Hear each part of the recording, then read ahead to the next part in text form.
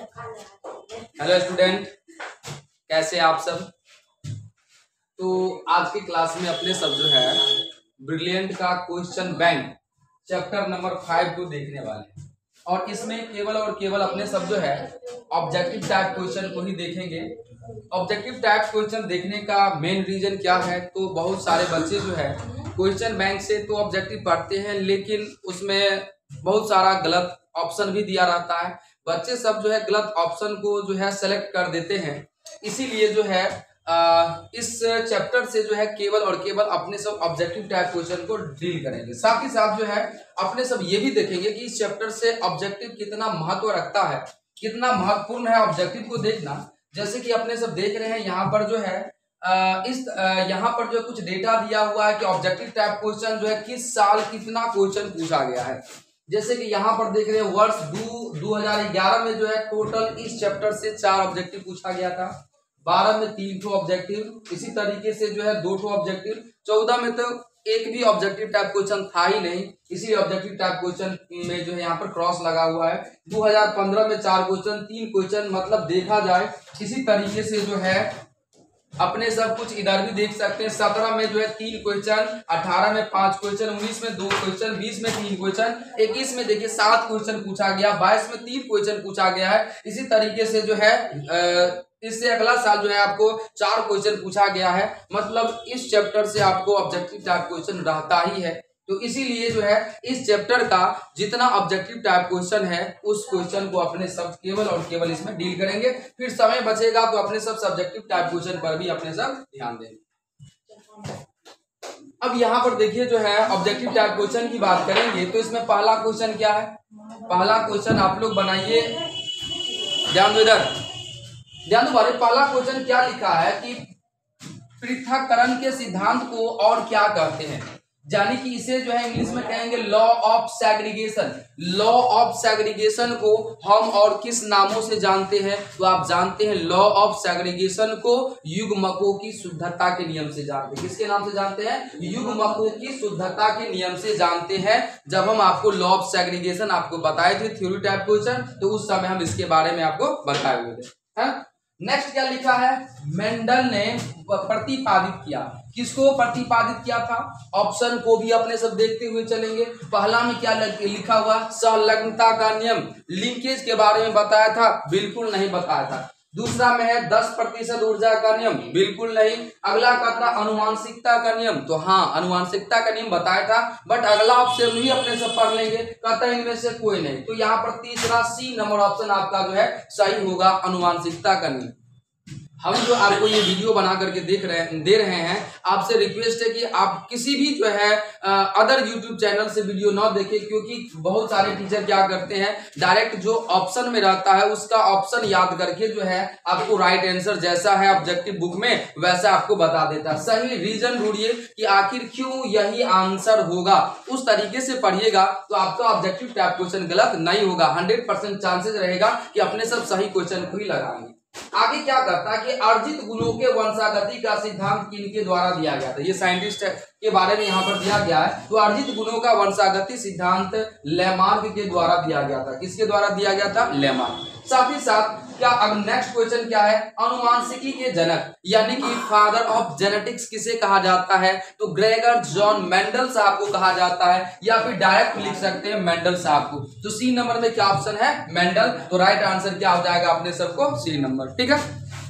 Next क्या है कि मेंडल ने चयन किया अपने एक्सपेरिमेंट के लिए किस पौधे को चयन किया, तो मटर के पौधे को। और मटर के जगह पर यहाँ पर है गार्डन मटर। क्या लिखा हुआ है? गार्डन मटर लिखा हुआ है, ठीक है। तो राइट आंसर हो जाएगा मटर। इसमें बहुत ही अच्छा जो है ये जो है आपको जो है हम पीडीएफ लोड किए हुए हैं, ये ब्रिलियंट का पीडीएफ है। तो जो कोई स्टूडेंट अगर ब्रिलियंट प्रकाशन का ऑब्जेक्टिव यूज करते हैं तो जब वीडियो आप देखिएगा तो उस समय इस बुक को उल्टा लीजिएगा ताकि आपको क्वेश्चन पढ़ने में भी कोई दिक्कत ना हो, ठीक है।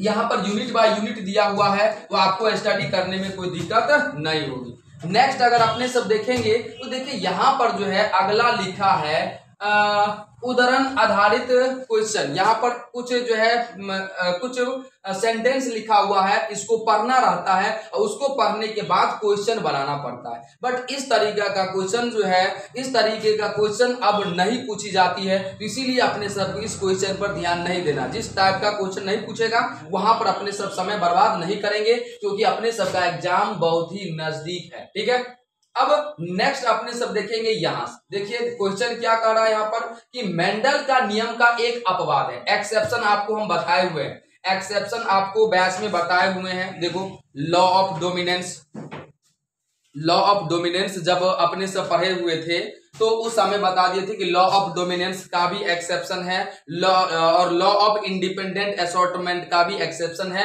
लॉ ऑफ सेग्रीगेशन का एक्सेप्शन नहीं है। यानी कि क्या कहता है कि मेंडल के नियम का एक अपवाद है, यहाँ पर डोमिनेंस के बारे में कहता है, युग्मकों की शुद्धता, स्वतंत्र अपयूहन, सहलग्नता। तो यहाँ पर कहता है कि मेंडल के नियम का एक अपवाद है। कौन चीज अपवाद है? तो सहलग्नता। लॉ ऑफ डोमिनेंस का अपवाद आप लोग क्या देखे थे? इनकम्प्लीट डोमिनेंस देखे थे। और जो है स्वतंत्र अपयूहन यानी कि डायहाइब्रिड क्रॉस के आधार पर जब आप देखे थे जो है लॉ ऑफ इंडिपेंडेंट असॉर्टमेंट, स्वतंत्र अपयूहन का नियम, तो उसमें बता दिए थे इसका सबसे बड़ा उदाहरण कौन है? लिंकेज है। ये चीज याद रखना।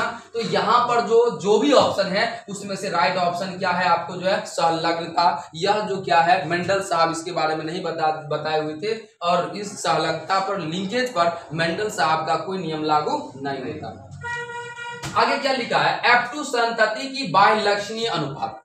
बाह्यलक्षणीय का रहा है, मीनिंग को भी समझने की कोशिश करेंगे। बाह्यलक्षणीय का मतलब क्या हो गया? F2 लिखा हुआ है और बाह्यलक्षणीय, बाह्यलक्षणीय का मतलब फिनोटिपिक रेशियो किसका? तो अपूर्ण प्रभाविता का, यानी कि जो है इनकम्प्लीट डोमिनेंट का फिनोटिपिक रेशियो पूछी जा रही है। और हम आपको बता दिए हुए थे कि इनकम्प्लीट डोमिनेंस का, लॉ ऑफ इनकम्प्लीट डोमिनेंस का जो है, चाहे फिनोटिपिक रेशियो हो या फिर जीनोटिपिक रेशियो हो, दोनों रेशियो कितना होता है? 1:2:1।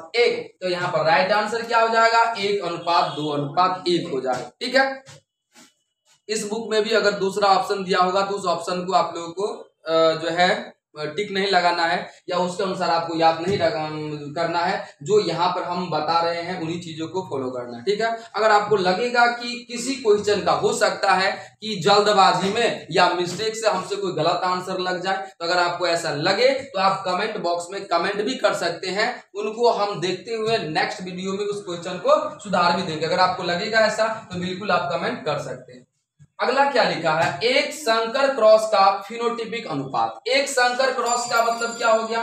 मोनोहाइब्रिड क्रॉस का फिनोटिपिक रेशियो कहता है। नहीं, एक संकरण या एक संकर क्रॉस का फिनोटिपिक रेशियो तो कितना होता है? 3:1। आप पढ़ चुके हैं मोनोहाइब्रिड क्रॉस का फिनोटिपिक रेशियो जो है 1:2 होता है, सॉरी 3:1 होता है, और जीनोटिपिक रेशियो 1:2:1। तो पूछ रहा है फिनोटिपिक रेशियो। देखिए क्वेश्चन को ढूंढना किस तरीके से रहता है, क्वेश्चन में ही आंसर रहता है। पहले अपने सबको गौर से देखना। क्लियर लिखा एक संकर क्रॉस यानी मोनोहाइब्रिड क्रॉस, आगे कहता फिनोटिपिक अनुपात यानी फिनोटिपिक रेशियो, और हमें पता है मोनोहाइब्रिड क्रॉस का फिनोटिपिक रेशियो 3:1 होता है और जीनोटिपिक रेशियो 1:2:1 होता है। ठीक है, नेक्स्ट क्वेश्चन क्या लिखा? मानव रुधिर AB वर्ग में। अब देखो इस क्वेश्चन को समझने के लिए हम क्या करते हैं, बोर्ड पर थोड़ा एक छोटा सा चीज घस देते हैं, उसको आप ध्यान में रखिए। तब आगे इससे संबंधित, ब्लड ग्रुप से संबंधित 4-5 क्वेश्चन आपको दिया हुआ है, जो कि आपको समझने में कोई दिक्कत नहीं होगी। ठीक है, तो अपने सब सीधी बात याद रखेंगे ब्लड ग्रुप। क्या याद रखेंगे? Blood group. लेकिन ब्लड ग्रुप से पहले अपने सब याद रखेंगे, एक चीज याद रखेंगे एंटीजन, और एक चीज याद रखेंगे एंटीबॉडी। एक याद रखना अपने सबको एंटीजन, और एक याद रखना है एंटीबॉडी। याद रखना वो, अरे एंटीजन सबसे पहला क्वेश्चन अगर पूछ दिया जाए आपको, एंटीजन कहाँ पाया जाता है, तो यह आरबीसी के सरफेस पर। कहाँ पाया जाता है? आरबीसी के सरफेस पर। लिख सकते हैं अपने सब सरफेस ऑन आरबीसी, आरबीसी के सरफेस पर या आरबीसी के सतह पर। आरबीसी का मतलब रेड ब्लड सेल्स। तो दिक्कत समझने में। तो इसी तरीके से एंटीबॉडी कहां पर पाया जाता है, तो यह पाया जाता है ब्लड प्लाज्मा में। कहां पर पाया जाता है? Blood plasma. अब आगे एंटीजन जो होता है यह दो प्रकार का होता है। एंटीजन कितने प्रकार का होता है? दो प्रकार का। एक होता है एंटीजन ए और एक होता है एंटीजन बी। इसी तरीके से एंटीबॉडी भी दो प्रकार का, एक एंटीबॉडी ए और एक एंटीबॉडी बी। तो दिक्कत समझने में, जब आप इतना चीज समझ लिए तो अब आपको जो है ब्लड ग्रुप समझने में कोई दिक्कत नहीं होगी। अब जैसे कि ब्लड ग्रुप की बात करेंगे तो ब्लड ग्रुप जो होता है यह 4 प्रकार का होता है। कितने प्रकार का होता है? 4 प्रकार का। और याद रखिएगा ब्लड ग्रुप को निर्धारित कौन करता है? एंटीजन। कौन करता है? एंटीजन। तो एक साइड हमने लिखा ब्लड ग्रुप, एक साइड हमने लिखा एंटीजन और एक साइड हम लिखते हैं एंटीबॉडी। क्या लिखते हैं? एंटीबॉडी। तो दिक्कत समझने में यहां तक नहीं ना? अब देखो ब्लड ग्रुप को कौन निर्धारित करता है? एंटीजन। तो सबसे पहले अपने सब ये समझेंगे कि एंटीजन जो होता है, एंटीजन जो होता है वो किस किस कंडीशन में हो सकता है। और हमें पता है एंटीजन कहाँ कहाँ पाया जाता है। तो एंटीजन कहाँ पाया जाता है? आरबीसी के सरफेस पर, आरबीसी के सतह। तो आप देखो, इमेजिन करो कुछ जीव या कुछ कहने का मतलब व्यक्ति ऐसा है, कुछ व्यक्ति ऐसा है जिसके सतह पर कौन सा एंटीजन है? ए एंटीजन है। कुछ आरबीसी ऐसा है जिसके सतह पर कौन सा एंटीजन है? बी। कुछ आरबीसी ऐसा है जिसके सतह पर दोनों प्रकार के एंटीजन है, ए एंटीजन भी है और बी एंटीजन भी है। और कुछ आरबीसी ऐसा है जिसके सतह पर किसी भी प्रकार का एंटीजन है ही नहीं, यानी एंटीजन एब्सेंट है। किसी बुक में एब्सेंट के जगह पे ऐसे लकीर खींच देगा, या एब्सेंट भी आप लिख सकते हैं या क्रॉस कर सकते हैं। कोई दिक्कत समझने में? अब देखो याद रखिएगा, एंटीजन ए तो blood group A, antigen B तो blood group B, antigen A B तो ब्लड ग्रुप ए बी। और एंटीजन कुछ नहीं तो कुछ नहीं का मतलब जीरो, कुछ नहीं का मतलब जीरो। तो जीरो लिख दो और जीरो का पढ़िए ओ, जीरो को क्या पढ़ेंगे? ओ। तो ब्लड ग्रुप 4 प्रकार का, ए बी, ए बी और ओ। आपको याद रखना है ब्लड ग्रुप ए में A antigen, blood group B में B antigen, blood group A B में ए बी एंटीजन और ब्लड ग्रुप ओ में किसी भी प्रकार का एंटीजन नहीं होता। ठीक है?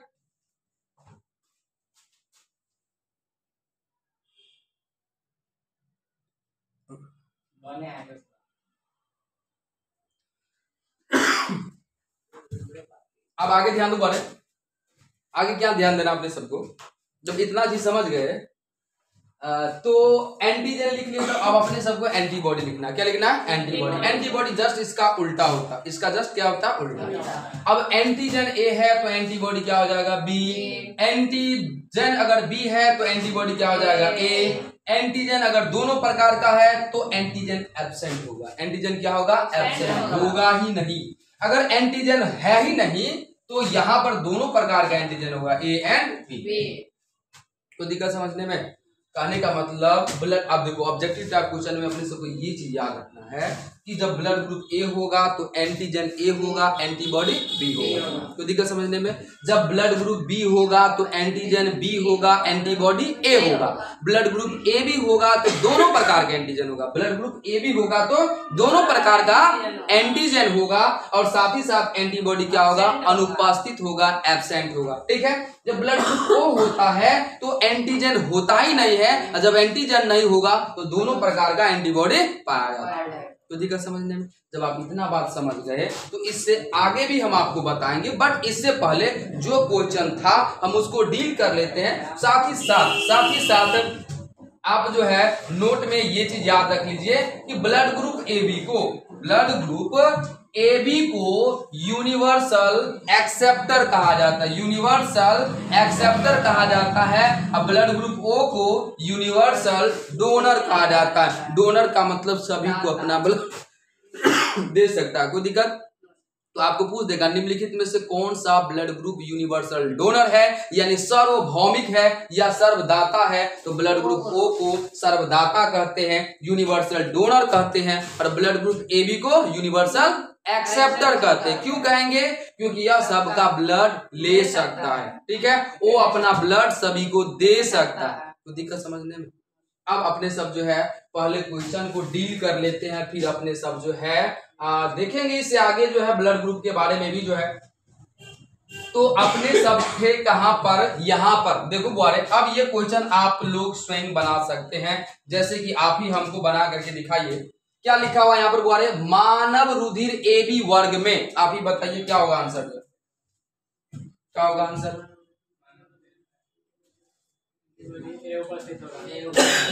ए बी कहे ना, अभी अभी हमने क्या बताया, ए बी में, हाँ ए बी में क्या होता है, ए और बी दोनों एंटीजन होता है, एंटीबॉडी अनुपस्थित होता है ना। तो देखो ना, कहता है एंटीबॉडी उपस्थित होता है, बिल्कुल नहीं, एंटीबॉडी अनुपस्थित होता है, तो सही बात है, एंटीबॉडी नहीं। बट आगे देखो, एंटीबॉडी ए उपस्थित होता है, ये तो चर्चे नहीं है, एंटीबॉडी बी उपस्थित होता है, इसका भी चर्चा नहीं है, ठीक है। तो राइट आंसर क्या हो जाएगा, एंटीबॉडी अनुपस्थित रहता है। तो दिक्कत समझने में, जब आप इतना बात समझ लिए तो नेक्स्ट क्वेश्चन फिर अपने से बढ़ेंगे। क्या करता है, मनुष्य में मात्रात्मक लक्षण का उदाहरण, एक लाइन में याद रखो, मात्रात्मक लक्षण का उदाहरण क्या है, तो यहाँ पर हो जाएगा बालू का रंग, क्या हो जाएगा, बालू का रंग। नेक्स्ट क्वेश्चन क्या है, एक जीन के विभिन्न रूपों को कहा जाता है, एक लाइन में याद रखना है, एक जीन का जो विभिन्न रूप होता है उसे एलील कहा जाता है। क्या कहा जाता है, एलील, और एलील को ही कहा जाता है एलीलोमॉर्फ। क्या कहा जाता है, एलीलोमॉर्फ कहा जाता है, ये चीज आपको याद है। कोई दिक्कत समझने में? तो इस तरीके से अपने सब जो है इस क्वेश्चन को देखे जो है। नेक्स्ट अगर इसी चैप्टर में अगला अगर ऑब्जेक्टिव टाइप क्वेश्चन देखे तो यहाँ पर अपने सब देख सकते हैं। देखो क्या लिखा क्वेश्चन में, क्वेश्चन में यहाँ पर लिखा हुआ है अपने सबको, कहता है एक जीन, ध्यान दो बारे, क्या लिखा हुआ है, एक जीन जोड़ा दूसरे जीन जोड़ा के प्रभाव को दबा देते हैं। एक जीन का जो गुण होता है वो दूसरा जोड़ा के गुण को दबा देता है या ढक देता है, मास्क कर देता है, तो उसे क्या कहा जाता है, एक लाइन में याद रखना है, एपिस्टेसिस। क्या कहा जाता है, एपिस्टेसिस कहा जाता है। इसका मतलब आपको यहां से एक एपिस्टेसिस का भी थ्योरी मिल गया। एपिस्टेसिस पूछ देगा किसे कहते हैं, तो आप लिख सकते हैं कि जब एक जीन का जोड़ा दूसरे जीन जोड़ा के गुण को क्या करता है, दबा देता है या ढक देता है या मास्क कर देता है, तो उसे क्या करते हैं, एपिस्टेसिस करते हैं। तो एक थ्योरी आपका यहां से ही बढ़ गया। आगे देखो क्या लिखा, मनुष्य में ए बी ओ रक्त समूह क्या दर्शाता है। आप जब पढ़े थे कोडोमिनेंट के बारे में, नहीं कोडोमिनेंट के बारे में पढ़े थे, तो कोडोमिनेंट नहीं मल्टीपल एलील, क्या पढ़े थे, मल्टीपल एलील, तो उसका एग्जाम्पल हम बता दिए थे एबीओ। क्या बता दिए थे, एबीओ। तो इसका राइट आंसर क्या हो जाएगा, उसके अनुसार बहु एलील, मल्टीपल एलील हो जाएगा। क्या हो जाएगा, मल्टीपल एलील बता दिए थे कि जब बी और सी दोनों, एक मिनट बी और सी अगर दोनों दिया हुआ तो यहाँ पर देखेंगे, ठीक है। देखो अपने सब क्या देखे थे जो है सह प्रभाविता के बारे में, तो उसमें क्या बता दिए थे, ए बी ब्लड ग्रुप जो होता है वो क्या होता है, कोडोमिनेंस होता है। क्या होता है, कोडोमिनेंस होता है। तो यहाँ पर जो है अब एक तो बहुअलील हो गया और दूसरा क्या हो जाएगा, तो सह प्रभाविता। तो इसीलिए राइट आंसर अपने सबका क्या हो जाएगा, बी और सी दोनों। वेरी गुड जो है, इतना आप लोग ध्यान दिए है कि नहीं, पढ़े हैं तो आप ध्यान दिए। अगला क्वेश्चन देखो, अब इस क्वेश्चन को समझने के लिए फिर से हमको जाना पड़ेगा ब्लैक बोर्ड पर। ध्यान दो क्या लिखा है, एक बालक का रुधिर समूह ओ है, एक बालक का रुधिर समूह ओ है तथा उसके फादर का रुधिर समूह बी है। मतलब बच्चे का रुधिर समूह कौन सा है जी, ओ है, और उसके जो है फादर श्री है, उसका ब्लड ग्रुप बी है, तो कहता उसके फादर का जीनोटाइप बताइए, उसके फादर का जीनोटाइप। अब इन जीनोटाइप को समझने के लिए आपको फिर से आना पड़ेगा ब्लैक बोर्ड पर, ठीक है। अब इन चीज को समझने के लिए जो है एस का कहाँ डिलीट हो गया था, कहाँ डिलीट हो गया, आ जाओ।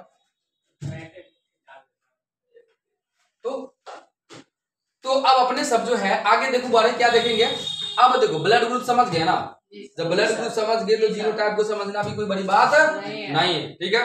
तो अब देखो बढ़िया है ना, इसी तरीके से तुम लोग का क्लास हो जाएगा, वीडियो भी लोड हो जाएगा, है कि नहीं। जो स्टूडेंट नहीं क्लास कर जो है नहीं क्लास कर पाएगा वो अपना वीडियो में देख लेगा, ठीक है। अब देखो बोले अपने सबको फिर से समझना ब्लड ग्रुप, क्या समझना, ब्लड ग्रुप। सबसे पहली बात तो आप ये समझ लिए कि बड़ा ब्लड ग्रुप के लिए जीन जो होता है, एक होता है IA जीन, एक होता है IB जीन और एक होता है IO। अब इसी चीज को किसी किसी बुक में आपको स्मॉल IA कर देगा, स्मॉल IB कर देगा, स्मॉल IO कर देगा या केवल I छोड़ देगा, ठीक है। तो घबराने की कोई बात नहीं। अब इन्हीं 3 ठो जीन को लेकर के अपने सबको बनाना है एक ब्लड ग्रुप और दूसरा बनाना है जीनोटाइप। क्या बनाना है, जीनोटाइप, ठीक है। अब ब्लड ग्रुप ए होगा, याद रखना साथ ही साथ IA-IB IO पर डोमिनेंस है, IA-IB IO पर डोमिनेंस है, यानी कि IA और IB के साथ अगर IO रहेगा तो IO को अपना गुण नहीं दिखाने दे, ठीक है। लेकिन IA और IB आपस में क्या है, को डोमिनेंस है, यानी IA-IB अगर दोनों साथ में रहेगा तो दोनों मिल करके अपना अपना कैरेक्टर दिखलाए, ठीक है। तो देखो ब्लड ग्रुप ए है, अपने सब चलो पहले पूरा ब्लड ग्रुप लिख ले, blood group A, blood group AB, blood group AB, sorry blood group A, B, AB और O। अब जीनोटाइप बनाएंगे तो सबसे पहले तो ऐसे जीनोटाइप बना लीजिए। जीनोटाइप बनाना और आसान है, 6 प्रकार का जीनोटाइप होता है। यहाँ पर ए के लिए हम यहाँ पर जीनोटाइप जो बना लेंगे, ए के लिए 2 प्रकार का, पहले एक जीनोटाइप बनाते हैं IA-IB, कोई दिक्कत समझ लेंगे। बी के लिए भी क्या लिख लेंगे, IB-IB, बी है तो बी को जोड़ा में लिख दिए, ए और ए को जोड़ा में, ए भी है तो जोड़े में रहता है ना, एलील तो जोड़ा में रहेगा। यहाँ पर जीनोटाइप बनाएंगे तो एक लिखेंगे IA, दूसरा लिखेंगे I, O के लिए एक लिखेंगे IO-I। 4 प्रकार का जीनोटाइप बन गया। एक जीनोटाइप एक्स्ट्रा ए में बनेगा और एक बी में। हमने बताया था अभी जस्ट IA-IB IO पर डोमिनेंस है, यानी कि ए के लिए जो है अगर हम यहाँ पर IA लिख दे और एक IO तो फिर भी कौन सा ब्लड ग्रुप बनेगा, ए बनेगा। बी में देखो एक रहेगा IB और एक क्या रहेगा, IO, फिर भी कौन सा ब्लड ग्रुप बनेगा। मतलब अपने सबको यह 4 प्रकार का ब्लड ग्रुप का जीनोटाइप क्या है वो चीज याद रखना। सभी का देखो, ए का 2 जीनोटाइप है, बी का 2 जीनोटाइप, AB का एक ही है और O का एक ही है। अगर ये आपको याद हो जाता है तो अभी अभी जो जस्ट क्वेश्चन पूछा वो आपको आसानी से बन जाए। देखिए कैसे बनेगा जो है। अभी आपने क्या देखा, अभी आप पढ़ रहे हैं, देखो एक साइड हम लिख देते हैं मदर, क्या लिख देते हैं, मदर। एक साइड हमने लिखा फादर, क्या लिखा, फादर। और यहाँ पर है चाइल्ड, यहाँ पर क्या, चाइल्ड यानी बच्चा। आपका क्वेश्चन ये था कि बच्चे का ब्लड ग्रुप कौन सा है, बी। वो था, चलो लगा भूल गया है ना। बच्चे का ब्लड ग्रुप क्या है, O, और फादर का ब्लड ग्रुप क्या है, बी। तो हमको पूछ रहा है कि फादर का जीनोटाइप क्या होगा। अब देखो इमेजिन करो, अभी हम बताएं O के लिए जीनोटाइप क्या होता है, IO-IO। ए था, चेक कर लेते हैं, नहीं बी था, फादर का, बी था, ए पर भी हम चेक कर लेते हैं जी। लो ना, इधर हम लिख लेते हैं ना, चलो इसको हम छोटा कर ले, है ना।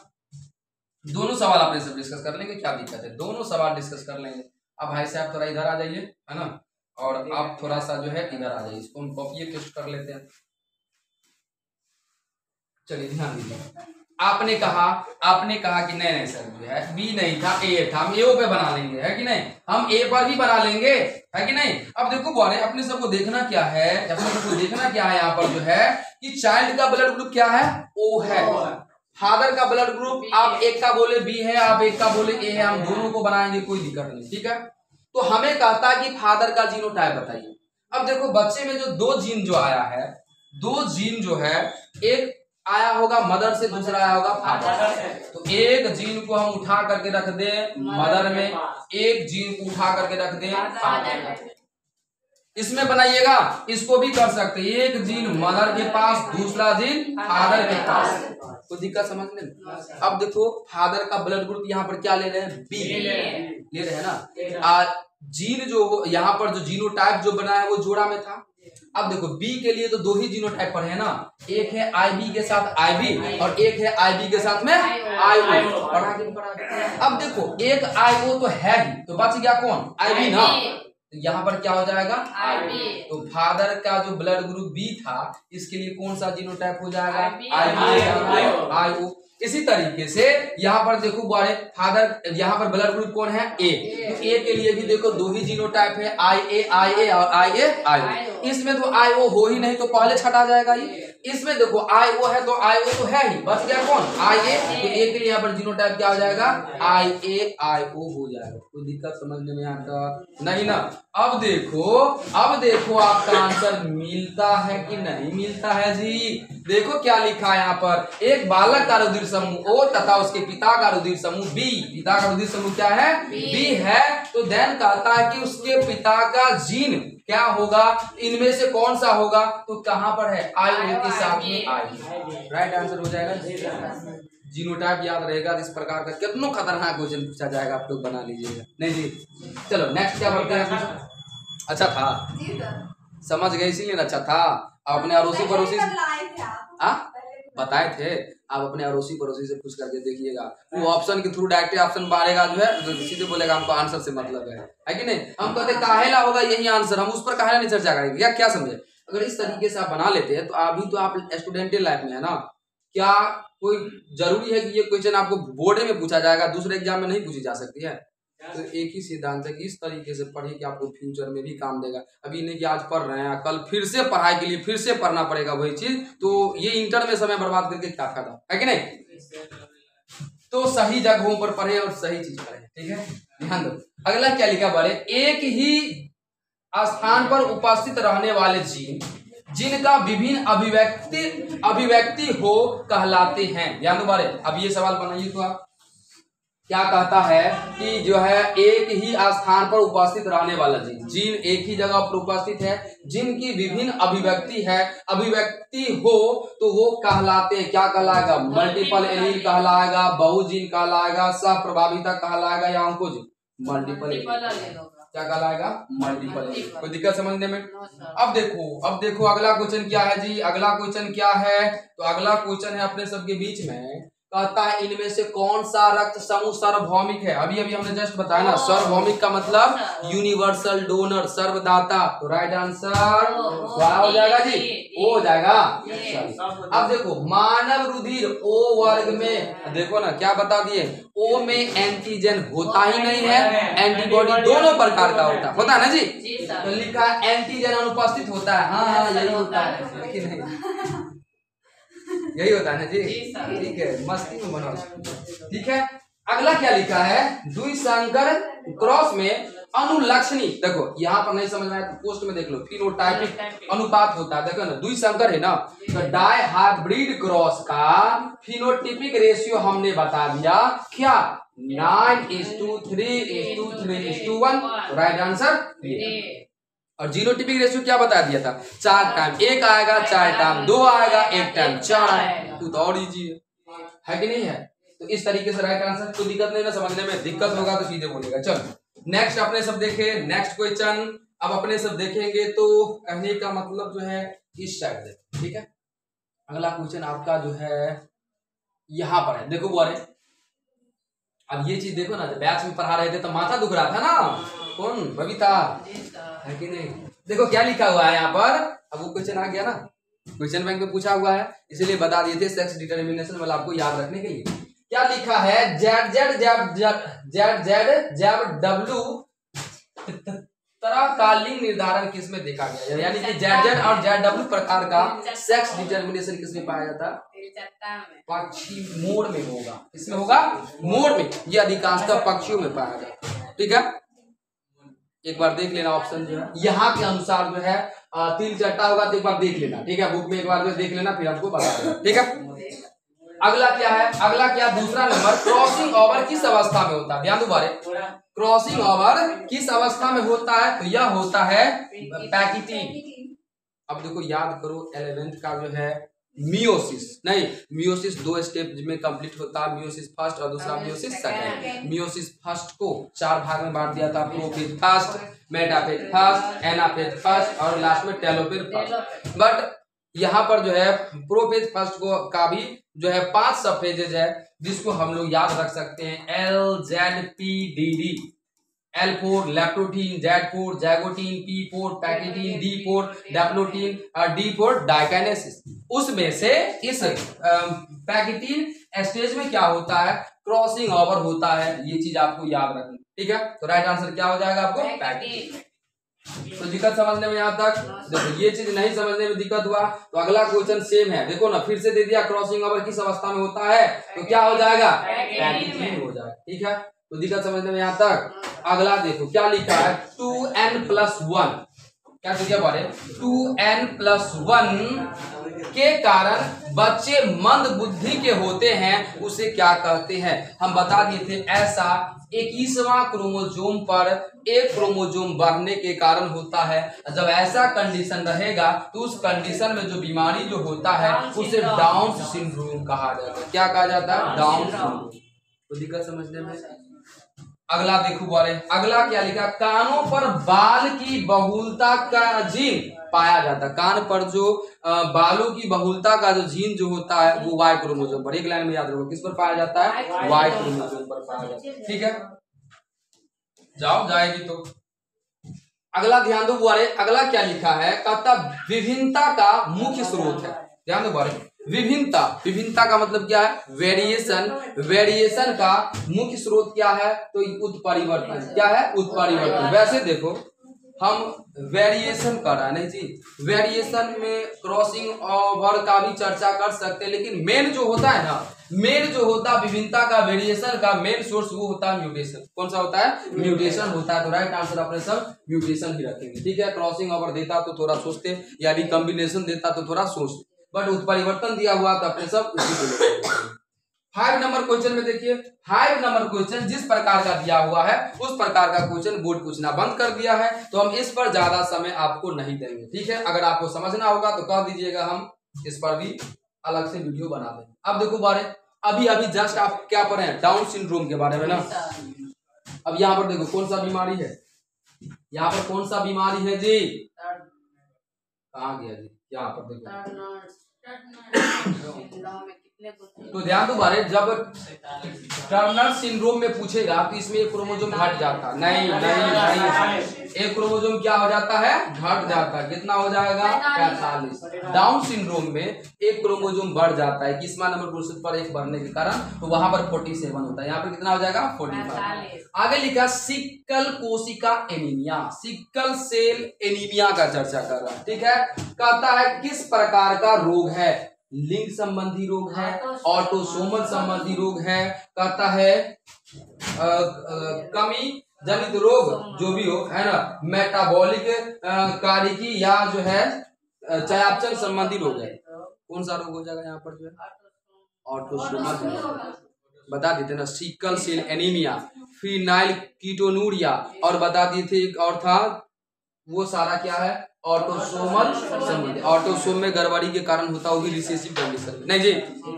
और एक बता दिए थे आपको हीमोफीलिया, और एक बता दिए थे कलर ब्लाइंडनेस, जो कि सेक्स क्रोमोसोम में बीमारी के कारण, इफेक्ट के कारण होता है, ठीक है, जो कि एक्स क्रोमोसोम पर था। तो यहाँ पर राइट आंसर क्या हो जाएगा, डी। तो दिक्कत समझने में। आगे देखो तीसरा नंबर क्वेश्चन क्या कर रहा है जी, तीसरा नंबर क्वेश्चन कर रहा है कि दात्र कोशिका औरक्तता। ध्यान दो बारे, दात्र कोशिका औरक्तता, ये क्वेश्चन 2018 में पूछा गया, अभी जस्ट उसी के बारे में अपने से पढ़े हैं। इसको इंग्लिश में क्या कहा जाता है, सिकल सेल एनीमिया ही कहा जाता है। क्या कहा जाता है, सिकल सेल एनीमिया।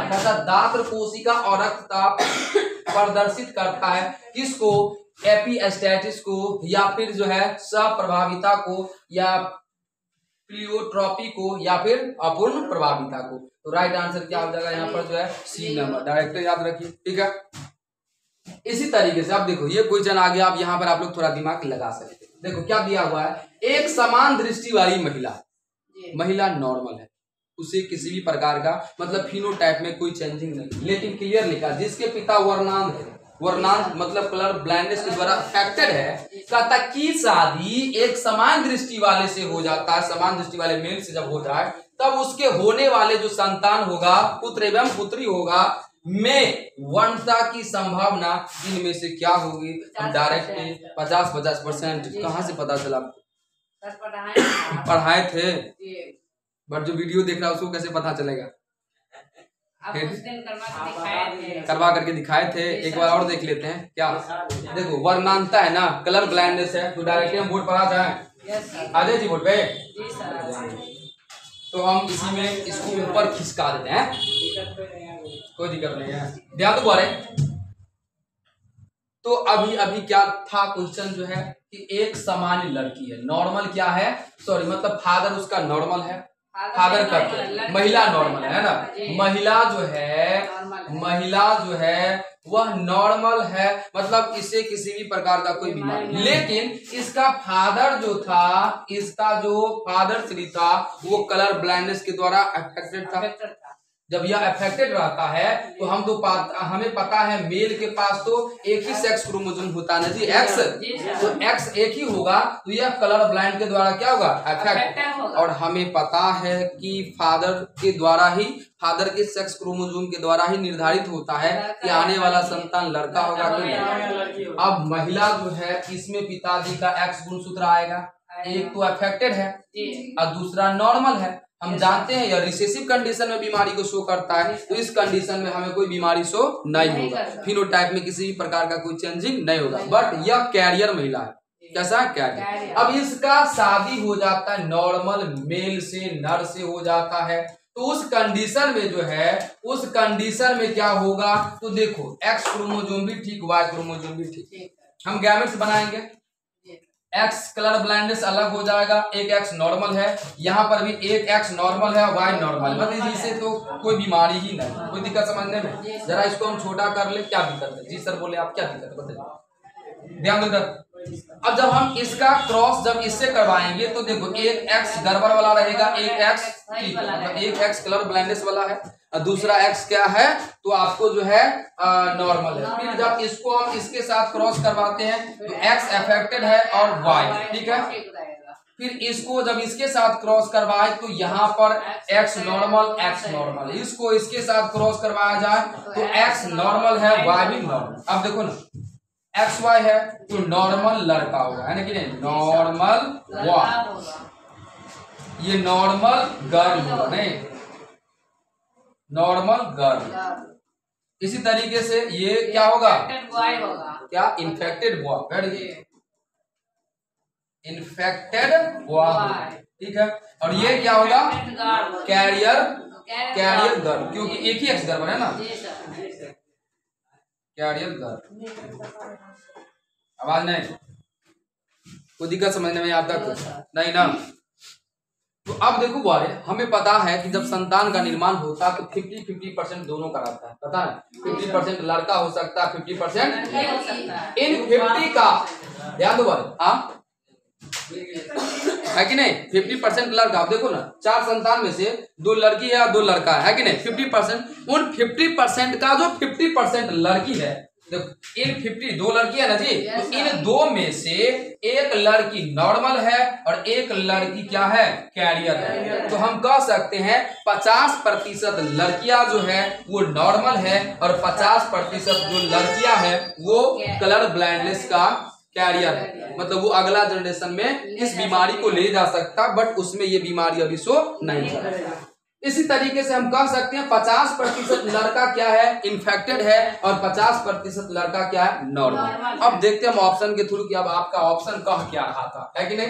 अब ऑप्शन को अपने सब देखेंगे तब बहुत ही अच्छे से अपने सबको जो है ये क्वेश्चन बन जाएगा। देखो क्या लिखा हुआ है ऑप्शन में, लिखा हुआ है यहाँ पर कि देखो बी नंबर ऑप्शन देखो 50% वर्णांध पुत्र, अभी जस्ट पढ़े ना, 50% जो है इन्फेक्टेड हुआ है, ठीक है। इसके बाद क्या देखें 50% समान दृष्टि वाली जो है डॉटर है, यानी कि 50% लड़कियां नॉर्मल है और 50% लड़कियां कैरियर। तो जो ऑप्शन है उसमें से आपका राइट आंसर क्या होगा, ठीक है। एक बार उसको बनाना सीख लीजिएगा तो फिर आपको इतना दिक्कत नहीं। चलिए 5वां नंबर क्वेश्चन देखो तो क्या लिखा है यहाँ पर जो है आगे नहीं, क्या लिखा हुआ 21वें गुणसूत्र के ट्राइसोमी से कौन सी अनुवांशिक बीमारी, अभी जब पढ़ रहे हैं इसका मतलब क्या हो गया, इसका मतलब क्या हुआ 2n+1 मतलब एक क्रोमोजोम बढ़ जाएगा, नहीं रे 2n बराबर 46 प्लस 1, और जब ये जो है एक क्रोमोजोम बढ़ेगा या ऐसा कंडीशन रहेगा तो उसके द्वारा कौन सा बीमारी होता है, टर्नर सिंड्रोम होगा कि डाउन सिंड्रोम थे, भूल गया अभी ध्यान देना, डाउन सिंड्रोम कहेगा। देखो यहाँ पर देखो अभी पढ़े है ना, तो टर्नर सिंड्रोम में एक क्रोमोसोम घट गया था ना जी, यहाँ पर एक बढ़ा तो कौन सा राइट आंसर हो जाएगा? Down syndrome. ठीक है, तो दिक्कत समझने में ऐसे ही कंफ्यूज हो जाता रहता है कि नहीं, कौन सा ऑप्शन मारे, तो कंफ्यूज नहीं होना आपने सभी। वंध्यता में रोगी नहीं पहचान पाता, जब किसी जो व्यक्ति कलर ब्लाइंडनेस के द्वारा अफेक्टेड रहता है तो वो नहीं पहचान पाता है किसको? लाल और हरा रंग। लाल और हरा को किसको नहीं पहचान पाता है? लाल और हरा रंग को रोगी नहीं पहचान पाता है। कौन लाल कलर का, कौन हरा कलर का। निम्न में से कौन सा रोग हीमोग्लोबिन के गड़बड़ी के कारण होता है? तो हीमोग्लोबिन के कारण कौन सा होगा? Sickle cell anaemia. कौन सा होता है? सिकल। बता देते हैं ना, सिकल सेल एनीमिया में आरबीसी का शेप सिकल शेप हो जाता है, हंसुआ के कारण। ठीक है, नेक्स्ट क्वेश्चन अपने सब देखेंगे जो है। नेक्स्ट क्वेश्चन है भी कि नहीं है जी, देखे जरा जो है यहाँ पर जो है जी। अब शायद इतना ही क्वेश्चन था इस चैप्टर में। ठीक है, इतना ही क्वेश्चन था, तो इस चैप्टर को आप लोग अच्छे से तैयारी करिए, है कि नहीं। कोई भी क्वेश्चन डाउट लगेगा तो अपना वीडियो में जाकर के कमेंट करिएगा, है कि नहीं कि यहाँ पर देख लिया तो यहाँ पर वीडियो में पढ़ लिया तो घर पे देखना ही नहीं, देख लेना। ठीक है,